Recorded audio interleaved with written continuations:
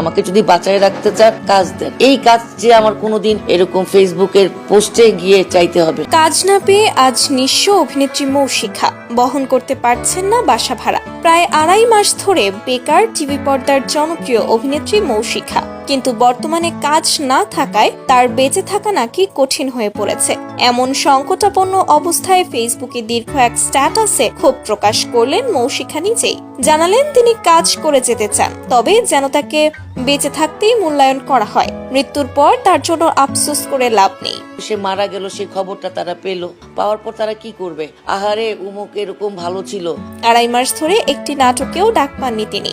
আজ দিনের পর দিন বসে থাকেন নীরবতায়। একটা সময় যিনি প্রতি মাসে 15 থেকে 20 দিন কাজ করত, দীর্ঘ 25 বছর ধরে মিডিয়ায় কাজ করে যাচ্ছেন, কিন্তু আজ কাজ না থাকায় এমন কষ্টদায়ক জীবন পার হচ্ছে যেটা তিনি নিজেও মানতে পারছেন না।